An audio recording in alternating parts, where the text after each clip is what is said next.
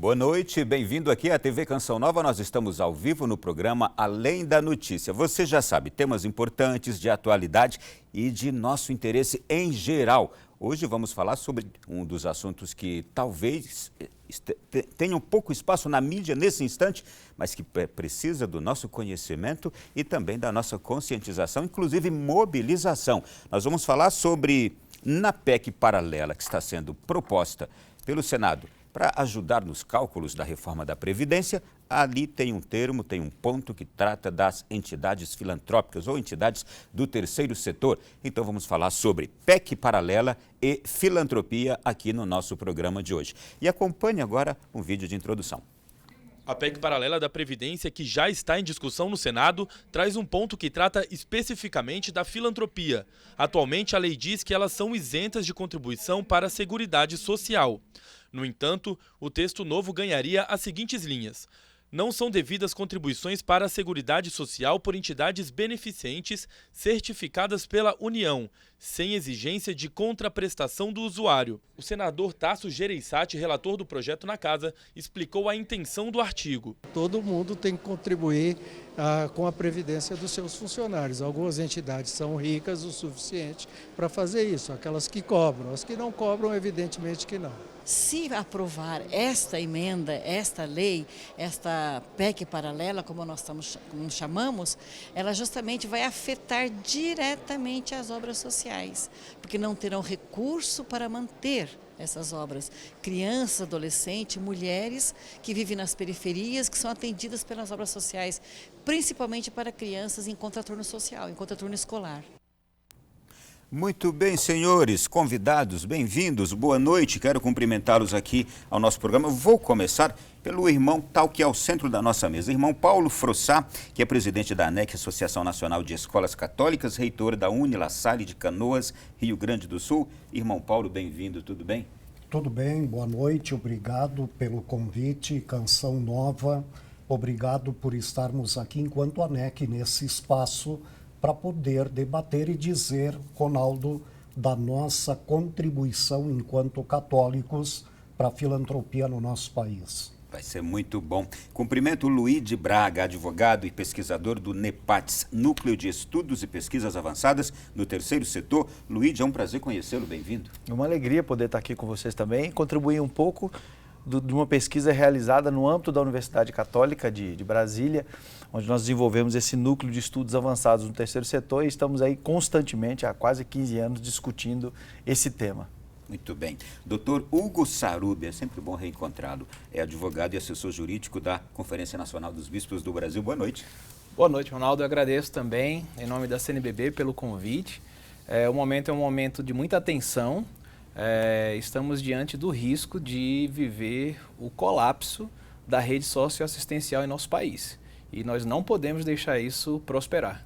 Bom, importante ainda acrescentar ao que acabamos de ver ali também, que é um item desta PEC paralela que trata da questão do terceiro, as questões que envolvem o terceiro setor, questão de filantropia. Eu ainda aqui acrescento o seguinte: depois de lida no plenário do Senado, esta proposta da PEC paralela, ela passará pela CCJ da Casa e em seguida irá para a votação em 2 turnos. Aliás, ela passa pela CCJ primeiro.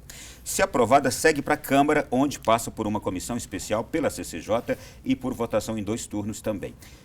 Aqui a gente traz já algumas outras coisas que podem já amenizar a preocupação, mas não devem tirar a preocupação. O ministro da Casa Civil, Onyx Lorenzoni, ao ser questionado sobre o fim dessas desonerações às filantrópicas, alegou que o governo foi surpreendido com essa medida e disse: o governo não deseja fazer qualquer alteração no terceiro setor. Bom, mas a discussão está posta à mesa. Eu quero, sobretudo, começando este programa, pedir aos senhores que nos façam conhecer o terceiro setor, o trabalho dessas entidades. Então eu pergunto, o que é o terceiro setor em nossa sociedade? Irmão, como eu comecei com o senhor, começo novamente. Bom, eu começo dizendo pelo terceiro setor, a ANEC. Nós somos instituições filantrópicas, trabalhamos com educação, assistência social e saúde. Nós dizemos que enquanto ANEC, nós de fato somos o braço direito do governo, porque a ANEC, com a educação, assistência social e saúde, nós chegamos lá onde o governo falhou, nós chegamos lá onde o governo não chega. E hoje nós estamos atuando nesse terceiro setor com 1.100 escolas de educação básica, 18 hospitais, centenas de obras sociais em todo o país e 89 universidades católicas. Tudo isso nos diz, só na área da educação, nós atendemos mais de 1.500.000 alunos neste país. Puxa vida. Luíde, faça também sua introdução ao terceiro setor, para que o nosso povo saiba a abrangência. Você sabe que eu estava conversando com meus colegas, meus companheiros de mesa, que o desafio nessa noite, meu desafio é falar só do jeito que o Supremo trata o terceiro setor. Trazer a posição do Supremo Tribunal Federal nessa mesa. Eu sei que os dois vão trazer várias informações peculiares, específicas, mas eu queria trazer conceitos exatamente do que diz o Supremo Tribunal Federal para mostrar que essa discussão não é uma discussão só de uma defesa que está sendo feita por aqueles que são só de entidade filantrópica. Porque fica parecendo, né? Ah, não, está todo mundo defendendo aqui a sua linha, a sua escola, a sua universidade. Não, não. Nós estamos discutindo aqui, estamos falando de algo anterior à República. Nós não podemos esquecer que a educação filantrópica chegou ao Brasil com os jesuítas e com outras obras antes do Brasil começar, do ponto de vista de uma educação regular, como a gente conhece. Então, veja, o Supremo Tribunal Federal, ele decidiu sobre esses temas abertamente em 84, 86, 90 e agora na 2028. E veja que interessante, para caracterizar-se como ação de assistência social, ou seja, do terceiro setor, a prestação dos benefícios e serviços deve ainda ser universal, ou seja, é algo oferecido, não é para católicos, evangélicos, não, é para quem dela precisar, é prestada a quem dela necessitar e gratuita, independentemente de contribuição. E quando a gente fala de terceiro setor, as pessoas, ok, então é gratuito? Não, é gratuito para quem dela necessitar. O conceito de ética aqui, quando a gente fala de terceiro setor, não pode ser a todos a mesma coisa. Porque se for a todos a mesma coisa, você acaba sendo antiético. Porque nem todo mundo precisa da mesma coisa. E essa é uma questão que foi decidida pelo Supremo. O que o Congresso Nacional está trazendo agora é uma discussão que já foi debatida no nosso país. Nós estamos voltando a um tema de 84, de 86 e de 90. Então, é um caso que já foi resolvido. Eu cheguei a escutar que é uma cláusula pétrea. É mais do que uma cláusula pétrea hoje. E se assim for, então não caberia na PEC paralela, porque ela vai ser aprovada com apenas a maioria dos votos simples, não é? Não caberia ser introduzida ali na PEC paralela. Isso. A PEC, ela tem por objeto o desfazimento de uma hipótese de imunidade, que é simplesmente a inexistência de uma relação jurídica tributária. Imunidade que, por sua vez, encerra um direito fundamental esse que é alçado à categoria de cláusula pétrea e que, portanto, não poderia jamais ser modificado pela Constituição. Ela pode ser ampliado, mas jamais diminuído.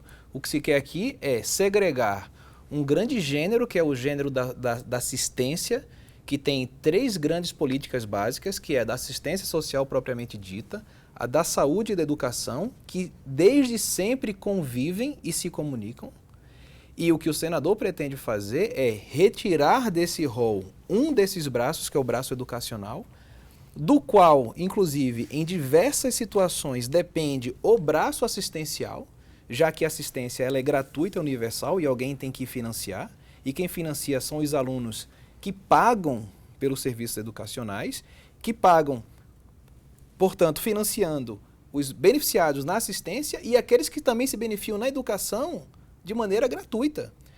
Para mim é muito sintomático a completa falta de informação e de concepção, de conhecimento do setor do senador, quando ele, na entrevista, diz, não, tem entidades que são muito ricas e que precisam pagar. Elas não é que elas sejam ricas, elas prestam serviço, inclusive para pessoas ricas, que com o seu dinheiro financiam o atendimento ao pobre. Porque as entidades independentemente da capacidade financeira que elas têm, o importante é que elas abrem mão de uma boa parte da sua capacidade de atendimento para gratuitamente atender aquele que não tem condições de pagar. E é isso que essa PEC propõe extinguir. É isso que é tão grave. Tem um artigo de 2016 de Luísa Serpa. Ela escreveu no Globo, se não me engano. Ela diz assim: a filantropia cumpre bem o papel de atenuar desigualdades, pois transfere renda de ricos para pobres, disseminando os benefícios dos bens materiais. Mas, Luiz, conclui. Pois não. Pode falar. Não, eu ia dizer, e esse benefício é com a mesma qualidade para aqueles que pagam, porque nós não fazemos diferença entre o aluno pagante e o aluno bolsista. Você nem consegue perceber. E nós primamos eticamente para não dar a entender, e de fato quem é bolsista, quem é pagante, para terem a mesma qualidade, o mesmo atendimento nas nossas instituições.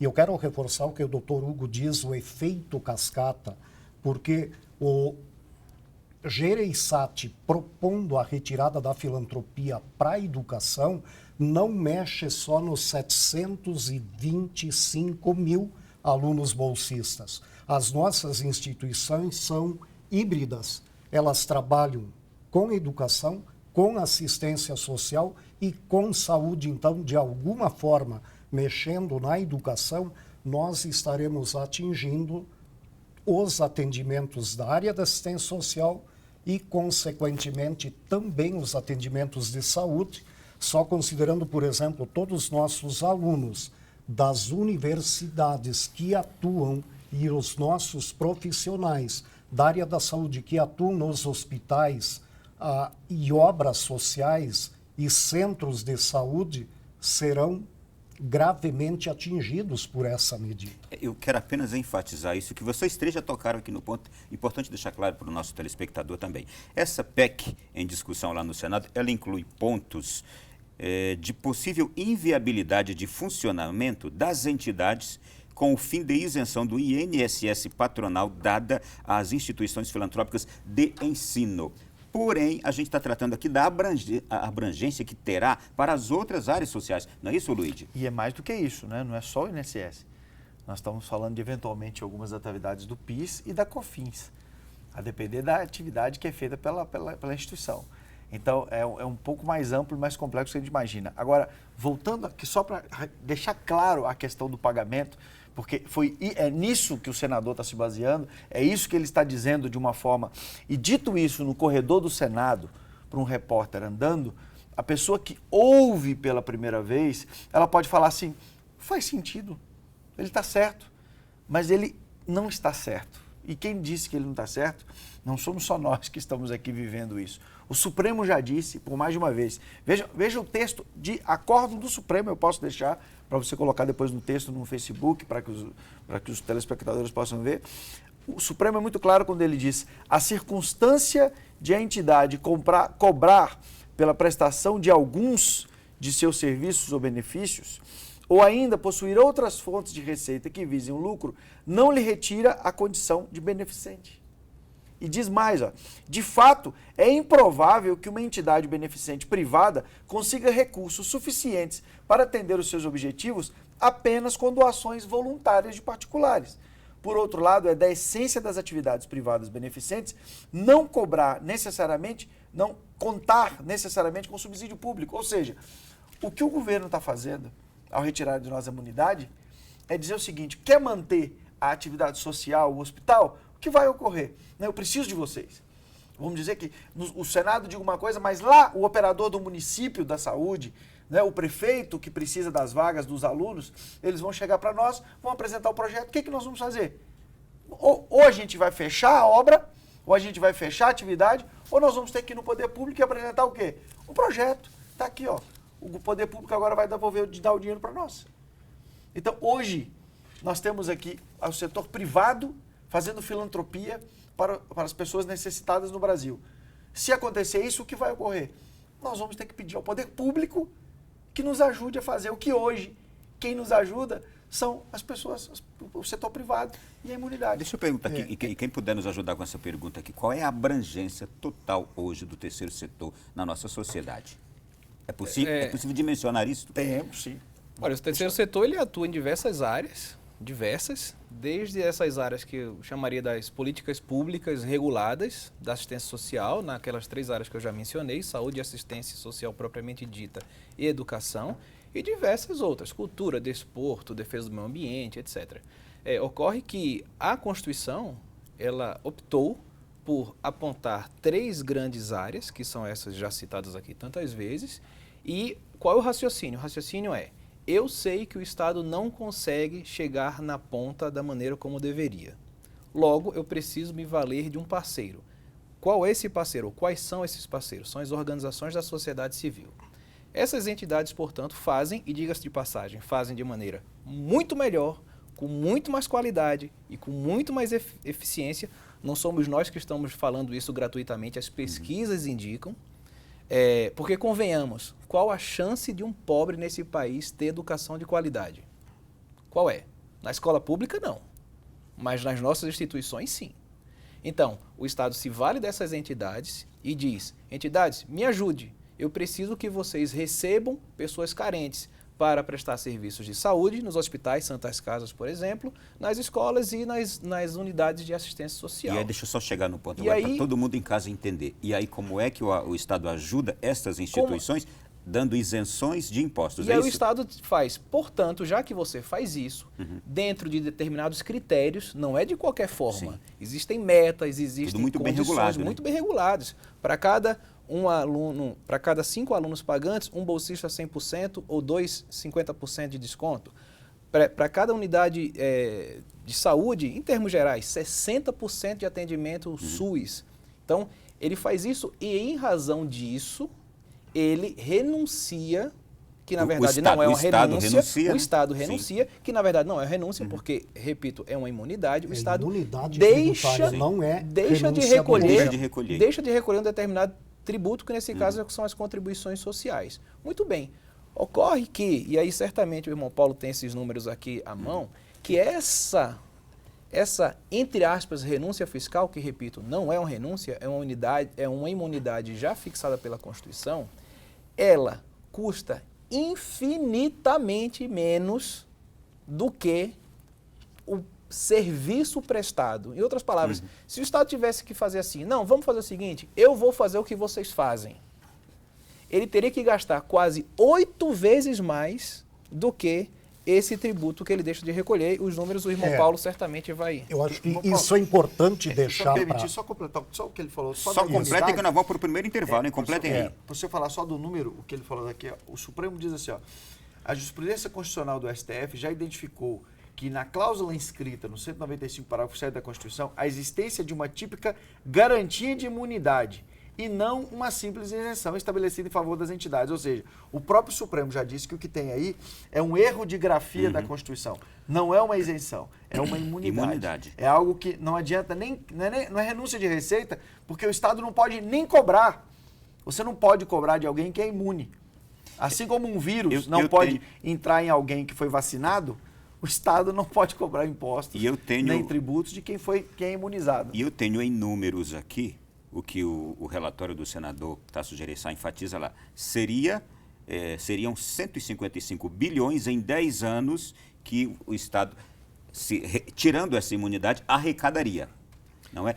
Mas eu estou com o senhor aqui. É infinitamente inferior àquilo que ele gastaria se fizesse o que isso que é importante se dar conta. Mas podemos deixar para continuar já deixamos os números depois do intervalo, que eu acho que é importante trazer dados científicos e é isso que a gente vai mostrar. Para abordar a questão. Maravilhoso. Você que está acompanhando o Além da Notícia, está vindo aí, está vendo também o nosso número de WhatsApp?